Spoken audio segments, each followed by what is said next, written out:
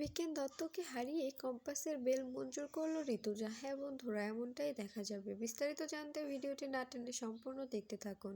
গল্পের শুরুতে দেখা যাবে ঋতুজা কোর্টে এসে মহামান্য আদালতের কাছে ক্ষমা চায় সময় নষ্ট করার জন্য। এরপরে বলতে থাকে, আমার একটু দেরি হয়েছে কারণ আমি অনেক দিন পরে কোর্টে এসেছি, তো এই জন্য আমার সব কিছু জোগাড় করতে একটু সময় লাগলো, এজন্য আপনার কাছে আমি ক্ষমা চাইছি। এরপরে দেখা যায় মুক্তি অখিলেশকে বলতে থাকে, দেখেছো, তোমাকে তো কথা দিয়েছিল ও আর কখনো কোর্টে আসবে না, তবে আজকে তোমার কথা ভেঙে আবার কোর্টে আসলো, দেখতে পেরেছো তোমার সঙ্গে বেইমানি করলো কি করে? তখন অখিলেশ বলতে থাকে, হ্যাঁ দেখতে পাচ্ছি তো, করুক, ওর যেটা ভালো মনে হয় ও সেটাই করুক, এক সময় অবশ্যই পস্তাতে হবে ওকে। এরপরে দেখা যায় মাহি আড়ালে এসে মোনালিসাকে ফোন করে বলতে থাকে, তুমি কি লাইভ দেখছো?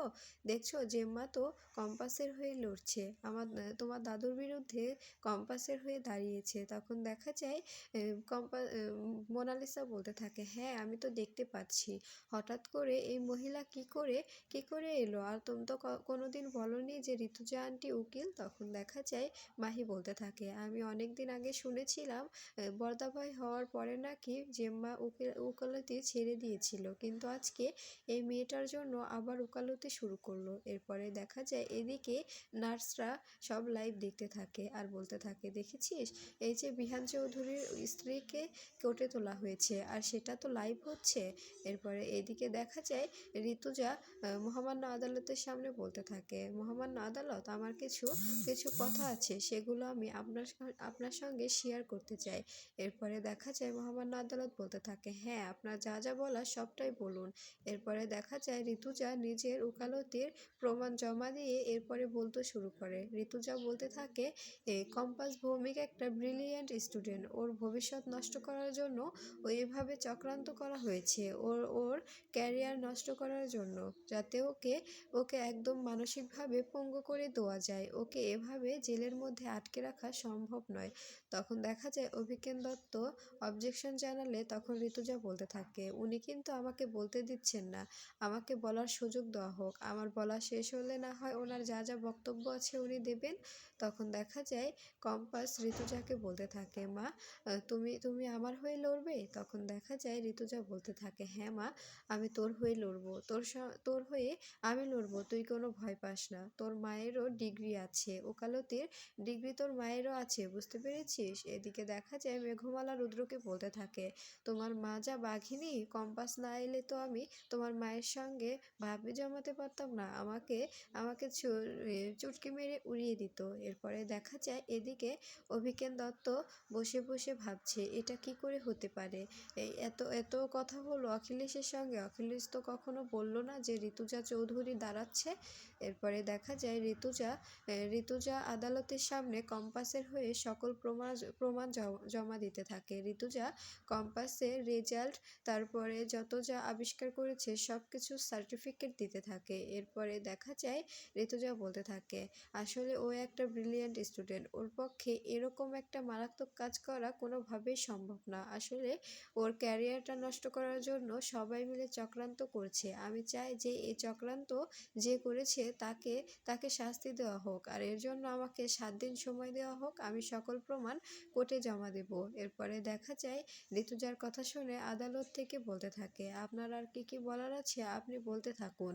এরপরে দেখা যায় ঋতুজা বলতে থাকে, আসলে ও ও যে ব্রিলিয়েন্ট স্টুডেন্ট, ওর পক্ষে এরকম একটা কাজ করা কোনোভাবেই সম্ভব না, ও ওখানে একটা রিসার্চ করছিল, কিন্তু সেই রিসার্চটা ও কাজে লাগিয়ে ওকে ওকে এভাবে হেনস্থা করা হয়েছে, ওখানে ওর রিসার্চের মধ্যে একটা কেমিক্যাল রেখে ওকে ওকে দোষারোপ করা হচ্ছে, কিন্তু কেমিক্যালটা ওর নয়, ও রাখেনি ওখানে, আর যে বিষাক্ত কেমিক্যালটা দেওয়া হয়েছে সে বিষাক্ত কেমিক্যালটা ওর মতো সাধারণ মেয়ের জোগাড় করা কোনোভাবেই সম্ভব না। এদিকে দেখা যায় নার্সরা বলতে থাকে, আমার মনে হচ্ছে কি জানিস, মেয়েটা একদম ইনোসেন্ট, দেখে তো বোঝা যাচ্ছে ওকে সত্যিই মনে হয় ফাঁসানো হয়েছে।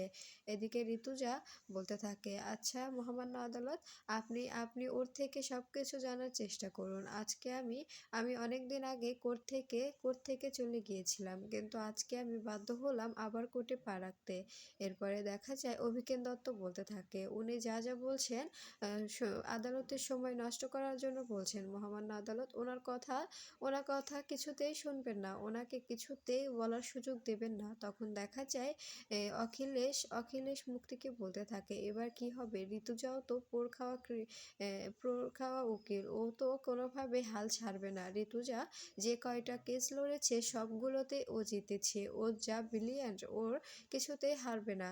আর অভিজ্ঞান দত্ত কি করবে? অভিজ্ঞান দত্তকে তো কিছু বলার সময়ই দেওয়া হচ্ছে না, ওকে তো কিছু বলতে দেওয়ার সুযোগই দেওয়া হচ্ছে না। এখন কি হবে? কম্পাস যদি সত্যিই বেল পেয়ে যায় তবে তো ও আমাদের সবার মুখোশ টেনে খুলে দেবে। এদিকে দেখা যায় বাড়িতে সবাই মিলে টিভিতে দেখছে আর বলছে জেম্মা ইজ বেস্ট। জেম্মা যখন এসেছে তখন তখন ছোট বৌদিকে কেউ আর বিনা অপরাধে শাস্তি পেতে দেবে না। ছোট বৌদিকে অবশ্যই জেম্মা বাড়ি ফিরিয়ে আনবে। এরপরে দেখা যায় ঋতুজা বলতে থাকে, আমি যা যা বলেছি সবটা সত্যতা আপনি যাচাই করে নিন। ওটা সব কিছুই সব ডিগ্রি সব কিছুই সত্য, আপনি যাচাই করে নিন। এখনও ওর আবিষ্কার করা অনেক কিছু নোবেল ফিউচার অফ কলেজে আছে। আমাদের কলেজের গর্ব, নোবেল ফিউচারের হয়ে অনেক কিছুই করেছে, অনেক কিছু। নোবেল ফিউচার ওকে নিয়ে সবসময় গর্ববোধই করেছে, কখনো অসম্মান হয়নি। মানুষের সামনে ও নোবেল ফিউচারকে কখনো অসম্মানিত করতো না। আর আর এই কেসটার শুনানি আপনি শোনাবেন কখন? বিহান চৌধুরীর মুখ থেকে বয়ান শোনার পরে। বিহান চৌধুরী যেহেতু ভিকটিম, বিহান চৌধুরীর মুখ থেকে সব কিছু জানার পরেই বোঝা যাবে যে কম্পাস ভৌমিক আসলে দোষী নাকি নির্দোষ। বিহান চৌধুরী সকল কিছু বলবে। আর এই কেসের আসল উইটনেস তো বিহান চৌধুরী, তাই না? আর উনি যে সিকিউরিটির কথা বলছে, সেই সিকিউরিটিকে কেউ বা সাজিয়ে পরিয়ে এনেছে কিনা তার কি গ্যারান্টি? উনি কি গ্যারান্টি দিতে পারবে? তখন দেখা যায় মহামান্য আদালত বলতে থাকে, হ্যাঁ আমি আপনার কথা বুঝতে পারছি।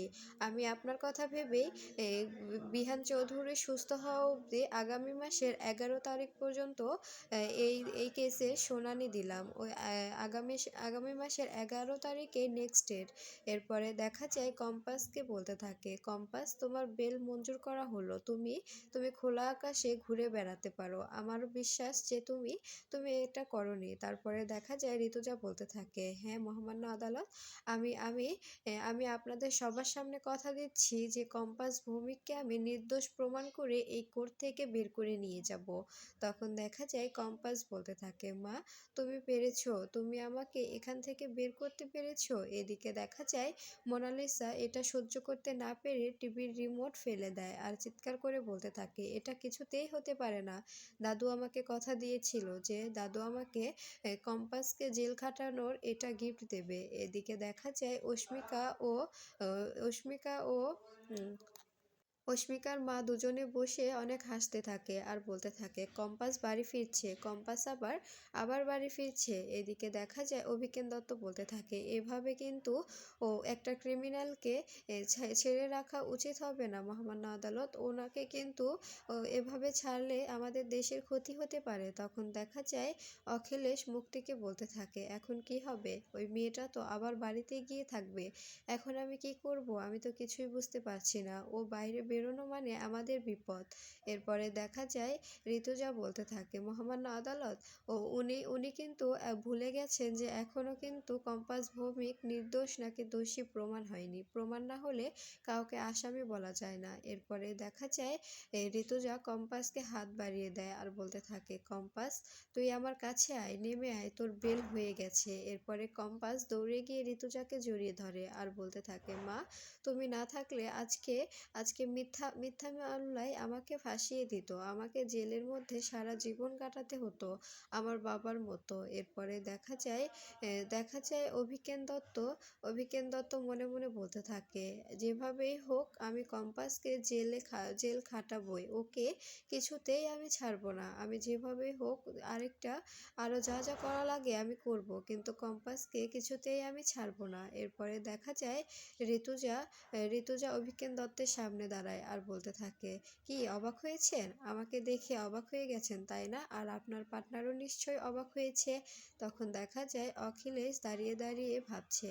আর ঋতুজা বলতে থাকে, আমি আমি অনেক আগে ভেবেছিলাম এই কোর্টে আর কখনোই আসবো না, কিন্তু আপনি যে একটা এই বাচ্চা মেয়েকে, নির্দোষ মেয়েকে এভাবে ফাঁসিয়ে দেবেন, এটা তো আমি কিছুতেই মানতে পারবো না। এই জন্য আবার কালো কোর্টটা আমাকে পড়তে হলো, আবার এই কোর্ট চত্বরে আসতে হলো। এখন এখন বোঝা যাবে কে কতটা কতটা নামি দামি উকিল। এবারই তো প্রমাণ হবে তাই না? এদিকে দেখা যায় কিঞ্জল কিঞ্জল রাগারাগি করতে থাকে আর বাড়ি থেকে বেরোতে থাকে। ঠিক তখনই অস্মিকার মা বলতে থাকে, কি হয়েছে? তুমি এতটা এতটা উত্তেজিত হয়ে আছো কেন? তোমার কি হয়েছে? তখন কিঞ্জল বলতে থাকে, বৌদি কি করেছে জানো?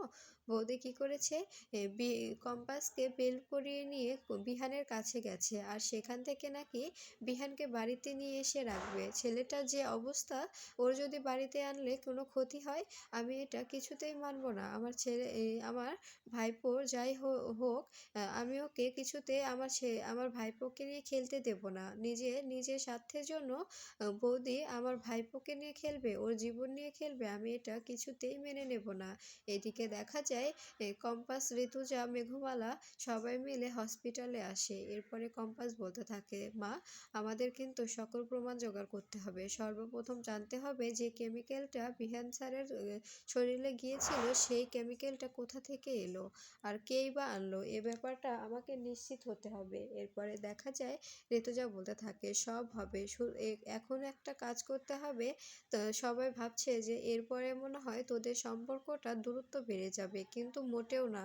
এটা দিয়ে তোদের সম্পর্কের পূর্ণতা পাবে, তোদের সম্পর্ক ঠিক হয়ে যাবে, আর সে ব্যবস্থা আমি করব। এরপরে কম্পাস বলতে থাকে, তুমি কি বলছো মা? তুমি কি বলছো? তখন ঋতুজা বলতে থাকে, হ্যাঁ, আমি যা বলছি তাই ঠিক।